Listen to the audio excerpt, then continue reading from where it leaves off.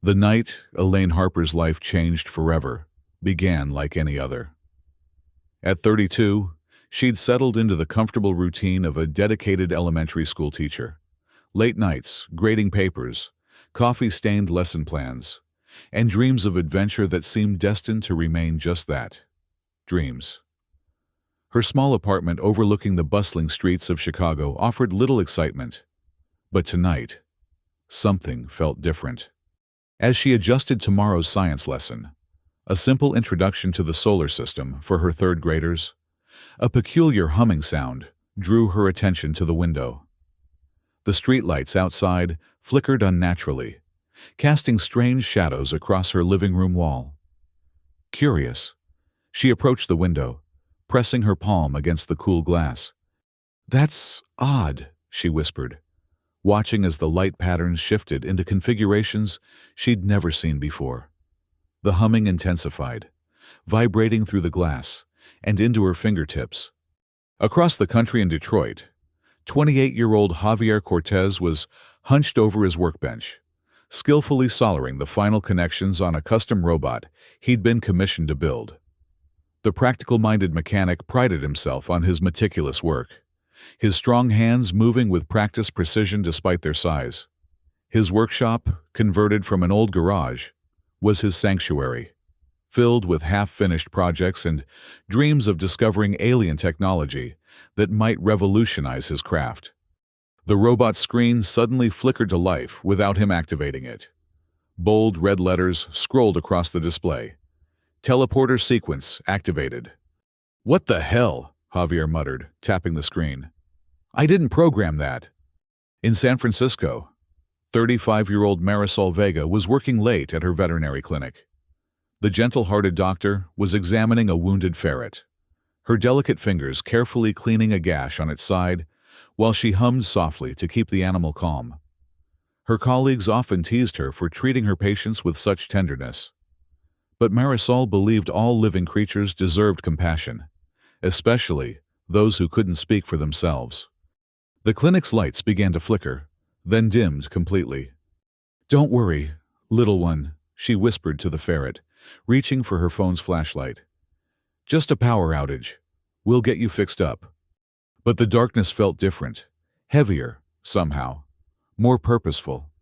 In a nearly empty Nashville bar, 26-year-old Brian Buzz Sullivan was practicing his set for tomorrow night's performance. The charismatic singer's voice echoed against the walls as he adjusted the microphone stand, his energy undimmed despite the lack of audience. Music was Brian's life, his passion, his escape, his one true love. Though he'd never made it big, the small-time bar singer had never given up on his dreams.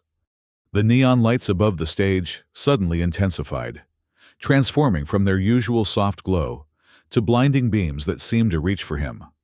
"Whoa, someone's messing with the electrics," he called out to the bartender, shielding his eyes.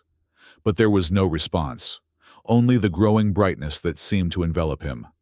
In Seattle, 22-year-old Rina Nakamura was coding well past midnight, her fingers flying across her laptop keyboard as she finalized a difficult section of game programming. The shy developer pushed her glasses up her nose, squinting at the lines of code she'd been working on for her indie gaming project. Her small apartment was littered with science fiction novels and puzzle games, evidence of a mind that thrived on challenges and imagination. Her laptop screen suddenly filled with unfamiliar binary code, sequences she'd never seen before scrolling faster than she could read them. "A virus," she muttered, reaching for the power button.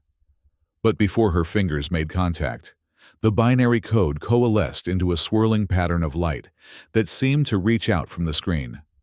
At precisely the same moment, all 5 individuals felt a strange, pulling sensation, as if their very molecules were being gently but firmly tugged in all directions at once. The sensation quickly intensified, from uncomfortable to unbearable. A blinding light, a moment of complete sensory deprivation. Then, consciousness returning. Elaine was the first to open her eyes, finding herself sprawled on a cold metallic floor. The surface beneath her palms was smooth, and oddly warm despite its metallic appearance, pulsing with subtle energy. Surrounding her were curved walls that seemed to glow with an eerie blue light, casting everything in an otherworldly hue. "Hello?" she called out, her voice echoing down the curved corridor that stretched out before her. "Is anyone there?" A groan from behind her made her turn. A large man was pushing himself up to a sitting position, shaking his head as if to clear it. Beyond him, 3 other figures were also beginning to stir. "What the hell just happened?" Javier growled, his eyes widening as he took in his surroundings. "Where are we?" I don't know," Elaine responded, her teacher's instinct to remain calm for others kicking in despite her racing heart. "Is everyone all right?" Marisol was already on her feet, checking her medical bag, which had somehow transported with her. "I'm fine, but this isn't possible." She reached into her bag, confirming her pet ferret had also made the journey. "Shh, it's okay," she whispered to the frightened animal. Brian stood up with a theatrical stagger, trying to mask his fear with bravado. "Well, this is definitely not the backstage area at Jimmy's bar." He brushed off his jeans and extended a hand to help Rena, who was still sitting on the floor, looking shell-shocked. "You okay there, sweetheart?" Rena nodded mutely, her eyes darting around as she absorbed every detail of their surroundings. She tapped the AR interface on her wrist device, a prototype she'd been developing, surprised to find it still functioning. "I'm scanning the environment," she whispered, more to herself than the others. "The atmospheric composition is breathable, but with higher oxygen levels than Earth. And these readings suggest we're in some kind of space station?" Before anyone could respond to this alarming revelation, a disembodied voice echoed through the corridor. "Welcome to Asteris Prime Station." The 5 strangers exchanged looks of confusion and terror. "Did that just speak English?" Brian asked. "Some kind of translation system." "Maybe," Javier suggested, already examining the nearest wall panel with professional curiosity. "I think we should introduce ourselves," Elaine said, taking charge despite her fear. "I'm Elaine Harper. I'm an elementary school teacher from Chicago." The others followed her lead, each revealing their names and backgrounds. As they spoke, the gravity of their situation began to sink in. 5 complete strangers, torn from their ordinary lives and deposited in what appeared to be an abandoned space station. "We need to figure out where we are and how to get home," Javier stated, voicing what everyone was thinking. "And why we were brought here," Marisol added, gently stroking her ferret for comfort. Their exploration began tentatively, with Rena's scanning device leading the way. The corridors seemed to go on endlessly, branching into rooms filled with strange equipment and alien writing. Windows revealed a breathtaking view of deep space, confirming Rena's assessment. They were indeed on a space station, orbiting a distant star. After what felt like hours of exploration, they found themselves standing before a door, unlike the others.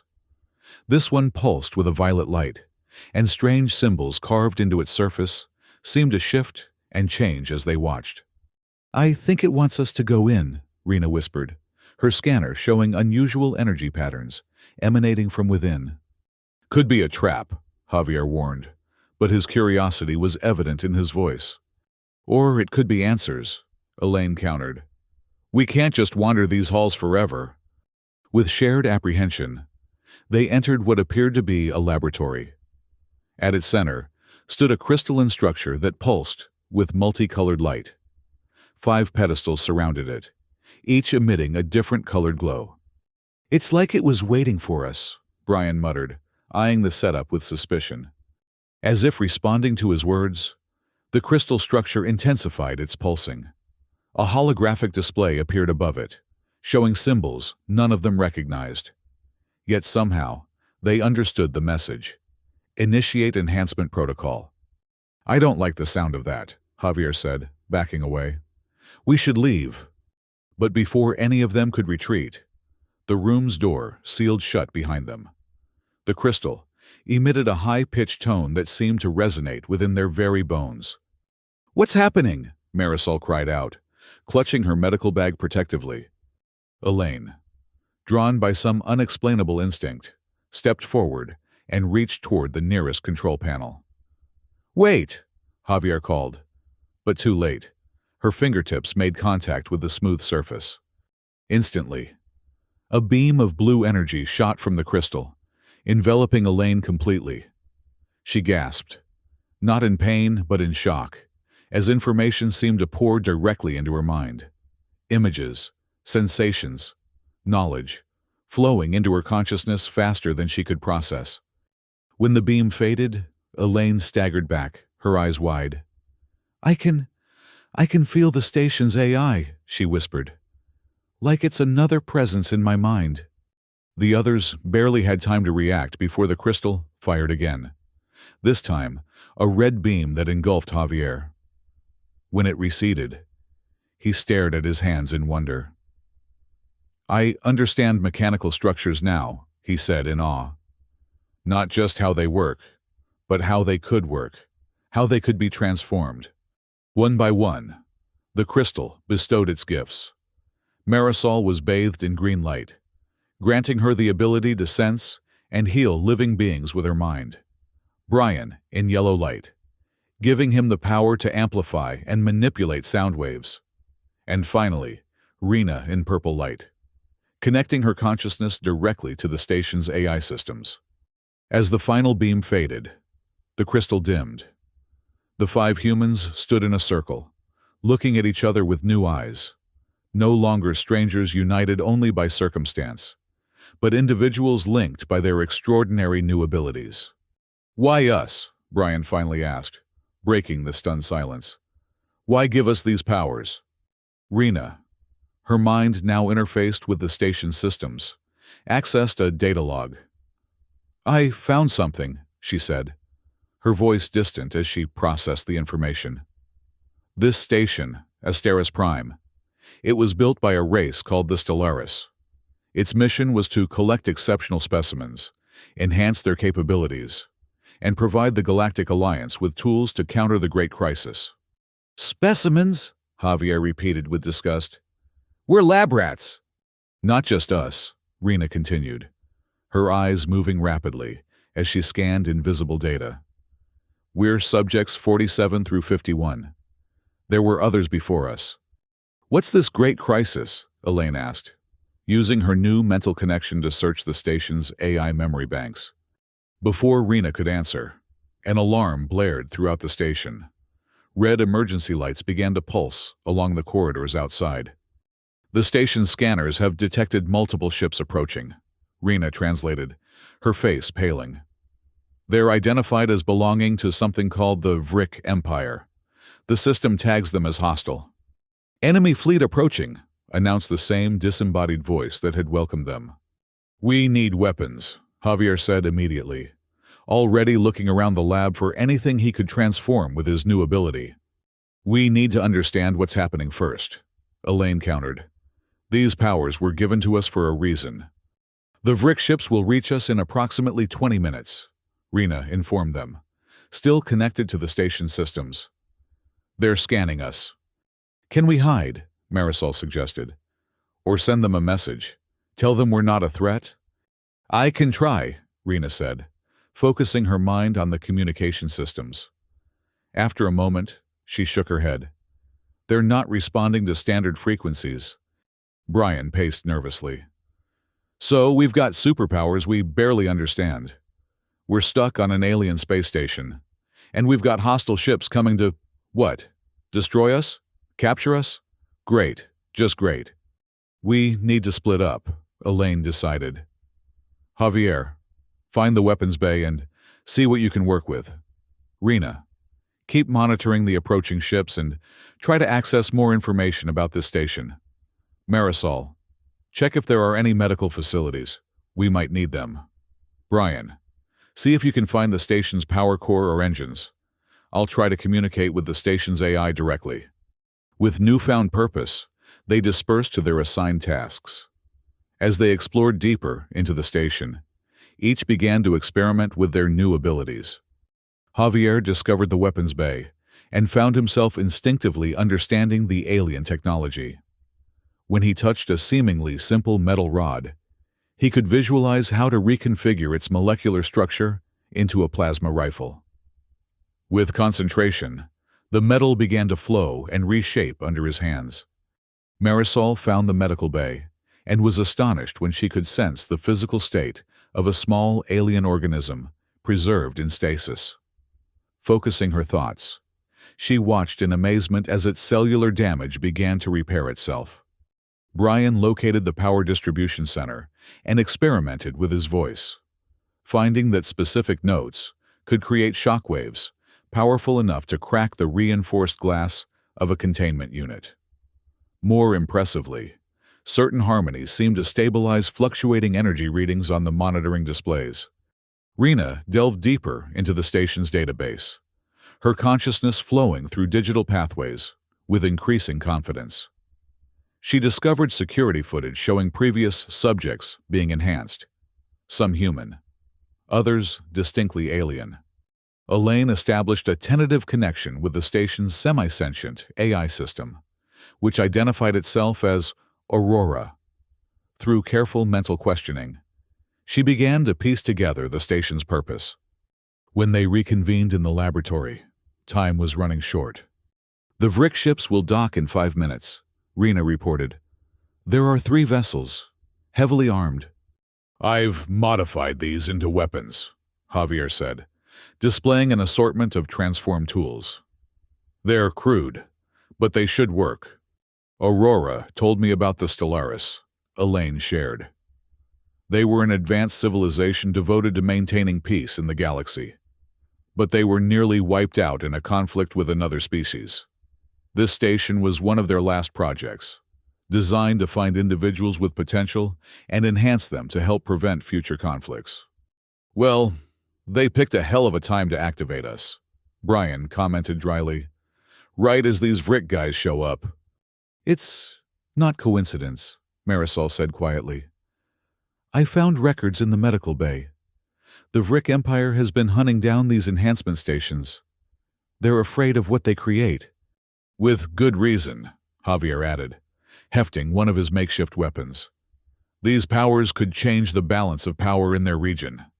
A loud clang reverberated through the station, followed by the hiss of an airlock engaging. "They're here," Rena whispered. "What's the plan?" Brian asked, looking to Elaine, who had naturally fallen into a leadership role. "We defend ourselves," she replied. "But we don't kill unless absolutely necessary. We need information more than we need body counts." Javier distributed his weapons, and they positioned themselves near the main corridor leading from the docking bay. The sound of heavy footsteps and alien voices grew closer. "They're saying something about Stellaris experiments and containment protocols," Rena translated, having accessed the station's language database. "Get ready," Javier warned as the footsteps reached the final turn in the corridor. The first Vrick soldiers that appeared were tall, armored figures with iridescent scales visible beneath their tactical gear. Their elongated heads housed 4 eyes, all focused intently on the 5 humans. For a heartbeat, both groups simply stared at each other. Then one of the Vrick raised a weapon. Brian reacted first, letting out a precisely pitched note that created a shockwave, knocking the soldiers back and cracking the corridor wall. Javier opened fire with his modified weapon, aiming for the Vrick's armor rather than their bodies. Chaos erupted as more Vrick poured into the corridor. Elaine connected with Aurora, commanding the station's internal defenses to activate. Security doors slammed shut, trapping some of the invaders while cutting off reinforcements. Marisol, staying behind the others, focused her ability on a wounded Vrick soldier. To her surprise, she could sense a complex physiology, but also fear and confusion. On impulse, she directed healing energy toward the soldier, watching as its wounds closed. Rena hacked into the Vrick communication system, broadcasting a message. "We are not your enemies. We seek peaceful resolution. But the Vrick communication protocols scrambled her message, rendering it unintelligible to the attackers. The skirmish ended as abruptly as it began, when Javier's weapon overloaded, sending out an electromagnetic pulse that disabled the Vrick weapons and armor systems. The remaining soldiers retreated, dragging their wounded comrades. "They'll be back," Javier said, examining his damaged weapon. "And with better equipment." "We need to understand what this great crisis is," Elaine insisted. "It might help us figure out why they're so determined to capture or kill us." Using their combined abilities, they accessed the station's historical records. What they discovered was alarming. The Vrick Empire was expanding aggressively, conquering systems along the galactic rim. They were opposed by the Galactic Alliance, a coalition of species that included the dwindling Stellaris. But beneath this political conflict lay something more sinister. "The Vrick are planning something called the All-Species Project," Rena translated from a secured file. It's a genetic purification program. They want to eliminate all mixed-species individuals and establish Vrick genetic supremacy. That's why they're attacking enhancement stations," Elaine realized. The Stellaris were creating enhanced individuals, human and alien, who could oppose their plans. "So we're supposed to stop a genocidal empire with powers we barely understand?" Brian asked incredulously. "That's insane." "We don't have much choice," Marisol pointed out. "They know we're here now. They won't just leave us alone." As they debated their next move, a new alert sounded. Rena's eyes widened as she processed the incoming data. "More ships approaching," she announced. "But different design signatures. The system identifies them as Corvic vessels." "Friends or enemies?" Javier asked, already thinking about how to repurpose more materials into weapons. "Unknown," Rena replied. "They're sending a communication request." "Accept it," Elaine decided after a moment's hesitation. "But be ready for anything." A holographic display materialized in the center of the laboratory, showing 3 humanoid figures with distinctly alien features, iridescent skin with feathered crests instead of hair. Their eyes were large and entirely black. "Greetings, new enhanced," the central figure said in accented but understandable English. "We are like you, products of Stellaris enhancement. We detected the activation sequence and came to assist before the Vrick could capture you." "How do we know we can trust you?" Elaine questioned. "You don't," the Corvic leader answered simply. "But we share a common enemy. The Vrick have destroyed 5 enhancement stations in the past year alone. We are among the few survivors." After a tense discussion, the 5 humans agreed to allow the Corvic team to dock. When they met, face to face, they discovered the 3 Corvic individuals were hybrids, part human, part alien, who had been enhanced years earlier. They possessed the ability to manipulate emotional energies, turning feelings into tangible psychic weapons. "We have been fighting a guerrilla war against the Vrick," explained their leader, who introduced himself as Talon. "But we are too few. When we detected your enhancement signatures, we hoped you might join our cause." "Our cause is getting home," Javier stated firmly. "Earth, not getting involved in an alien war." Talon's expression darkened. "The Vrick will never allow that. You are enhanced now, walking weapons in their eyes. They will hunt you across the galaxy." "Then we need to find a way to contact this Galactic Alliance," Elaine suggested. "Surely they can help us." "The Alliance is fragmented, focused on defending core worlds," replied Avina, the female Corvic. "They have abandoned frontier stations like this one."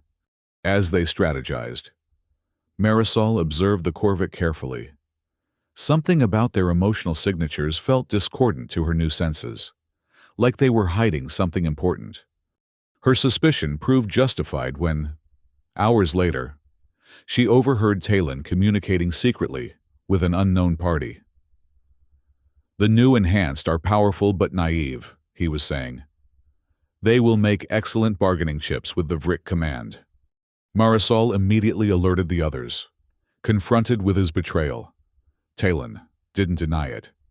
"You don't understand the realities of this war," he hissed. "Sometimes survival requires compromise. The Vrick will spare those who bring them valuable assets." "You would sacrifice us to save yourselves," Elaine realized with disgust. The confrontation escalated quickly. The Korvac unleashed their emotional manipulation abilities, trying to overwhelm the humans with artificial fear and confusion. But they had underestimated the new enhancements. Elaine connected deeply with Aurora, triggering the station's internal defense systems. Brian unleashed a harmonic shockwave that disrupted the Korvac's psychic attacks. Javier transformed a nearby panel into a containment field generator. Rena hacked the station's gravity controls, immobilizing the traitors. And Marisol, reluctantly, used her healing ability in reverse, creating temporary neural disruptions that rendered the Korvac unconscious. "What do we do with them now?" Brian asked, looking at the incapacitated aliens. "We confine them, but we don't harm them," Marisol insisted. "Despite their betrayal, they're still living beings." "We have bigger problems," Rena interrupted, her expression grave as she processed incoming data. "The Vrick are returning. A lot more of them. I'm detecting a full battlecruiser approaching." "How long do we have?" Javier asked, already mentally cataloging potential materials for weapons. 30 minutes, maybe less," Rena replied. "They're broadcasting orders to prepare for total assault." Elaine's face hardened with resolve. "Then we need to find a way to send a message to the Alliance, no matter how fragmented they are. Aurora's records mention something called a wormhole gate on this station. Could we use it to transmit a distress signal?" Rena's eyes widened. "Yes, the station has a small wormhole generator for emergency communications, but it requires enormous power. We'd have to reroute almost everything." "What about life support?" Marisol asked worriedly. "We'd have enough emergency reserves for a few hours," Rena calculated. "It's risky, but possible." "Then let's do it," Elaine decided. "Javier, help Rena reroute the power systems. Brian, your sound manipulation might help stabilize the wormhole frequencies. Marisol, keep monitoring the Korvac in case they wake up. I'll work with Aurora to compose a message the Alliance will take seriously." As they raced to implement their plan, the Vrick battlecruiser drew ever closer. Sensors indicated it carried hundreds of soldiers and heavy weaponry, far more than they could hope to fight off.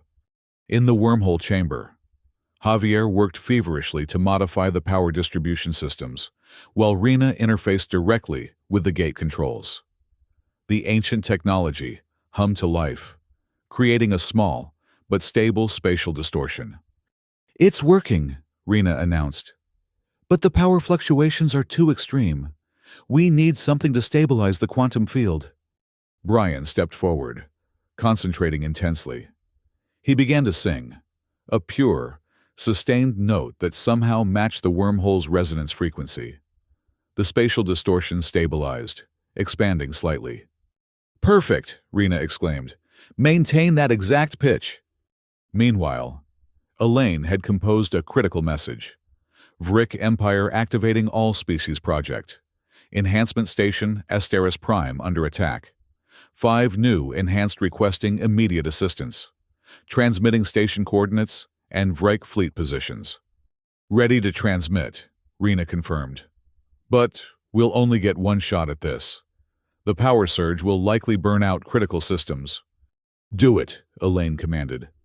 Rena initiated the transmission sequence. The wormhole flared brilliantly, channeling their message across vast interstellar distances to Alliance communication relays. For a moment, it seemed to be working perfectly. Then everything went wrong. The station shuddered violently as the first Vrick weapons impacted its outer hull. The power grid fluctuated wildly, causing the wormhole to destabilize. Brian struggled to maintain his pitch as the room shook around them. "They're boarding!" Marisol's voice came through the communication system. "Multiple breach points!" Javier grabbed his weapons and ran toward the nearest breach. determined to buy the others time. Elaine connected with Aurora, trying to seal bulkheads and reroute emergency power. In the wormhole chamber, Rena fought to keep the transmission stable, while Brian's voice cracked with the strain of maintaining the perfect frequency. The wormhole flickered, threatening to collapse entirely. "Just a few more seconds," Rena pleaded, sweat beading on her forehead as she mentally wrestled with the failing systems. Brian nodded grimly, pushing his ability to its limit. His amplified voice created visible sound waves that interacted directly with the wormhole's quantum structure, temporarily stabilizing it. The pain was excruciating, but he held on.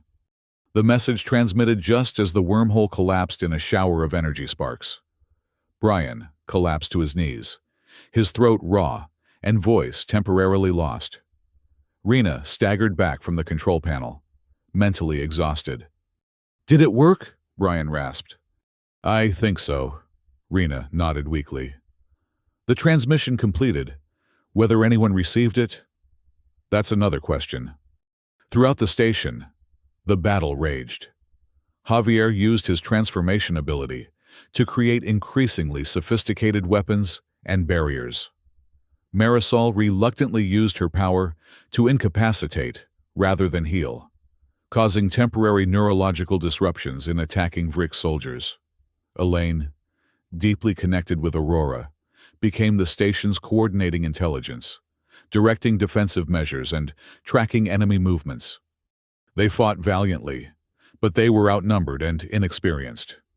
Gradually, the Vrick forces pushed deeper into the station, cornering the humans in the central laboratory where their enhancement had taken place. "We can't hold them off much longer," Javier warned, his modified weapons growing less effective as the Vrick adapted their tactics. Elaine, her mind still linked with Aurora, made a desperate decision. Using her enhancement, she projected a message directly into the minds of the approaching Vrick officers.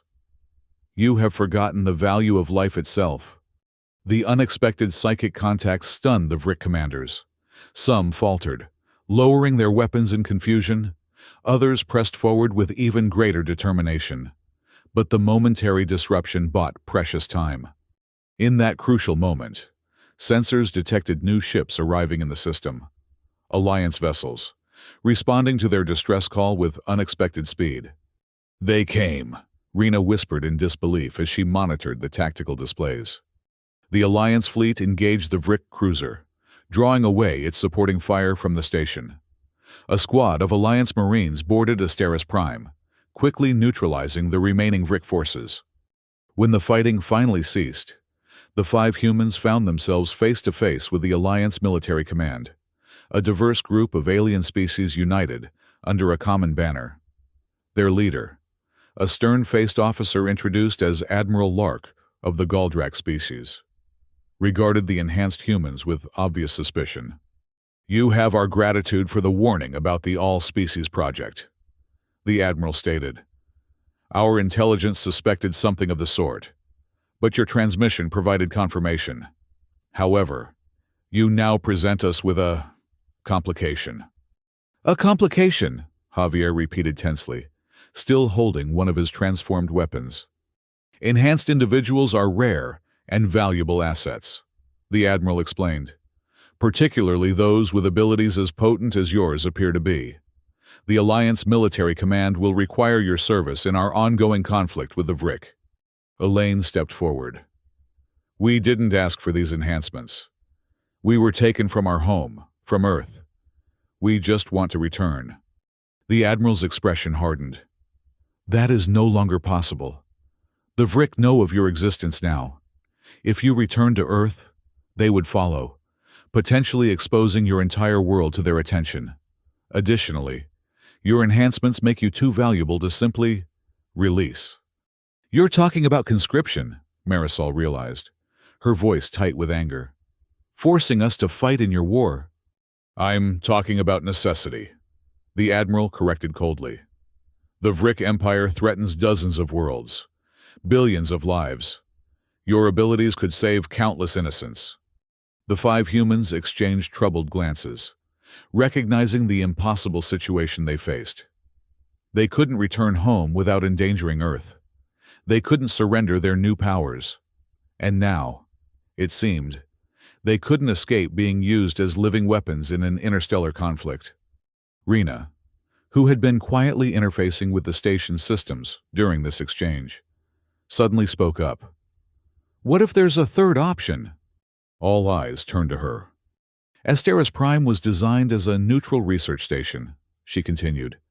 "What if it remained that way? What if we stayed here, not as Alliance soldiers or Vrick targets, but as independent mediators?" "Mediators?" the Admiral scoffed. "Between the Alliance and an empire bent on genetic purification?" "Between all parties," Elaine clarified, catching on to Rena's idea. "This station has incredible research and communication capabilities. We could use it to facilitate dialogue, share critical information, perhaps even find peaceful solutions. And if peace isn't possible," Javier added pragmatically, "we'd still be gathering intelligence that could help the Alliance." The Admiral considered this proposal with obvious skepticism. "You would need protection, resources. The station has automated defense systems we could enhance," Brian pointed out, his voice still rough but recovering. "And Javier can literally transform matter. Resources are less of an issue than you might think." After extensive negotiations, a compromise was reached. Asteris Prime would be designated a neutral zone, rebuilt and expanded under the joint supervision of multiple species.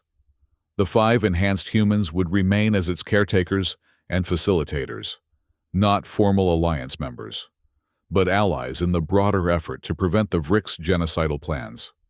In the weeks that followed, the station transformed.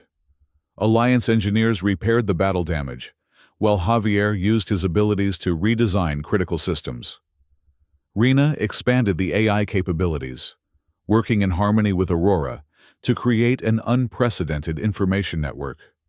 Marisol established a medical research center, focusing on cross-species healing techniques. Brian discovered that his sound manipulation could facilitate communication between drastically different species, breaking down language barriers. And Elaine, with her unique connection to both human thought patterns and artificial intelligence, became the station's diplomatic heart. The Vrick threat remained. Indeed, the news of the humans' stand against a Vrick battlecruiser spread throughout nearby systems, inspiring both hope and fear. On Vrick-controlled worlds, internal resistance grew as certain officials began questioning the All-Species Project, leading to political instability within the Empire. 6 months after their unexpected arrival on Asteris Prime, the 5 former Earth citizens stood together before the station's main viewport, gazing out at the stars that had once seemed so distant and were now their backyard. "Do you still think about Earth?" Marisol asked quietly. Her ferret, now enhanced with extended longevity thanks to her healing abilities, perched contentedly on her shoulder.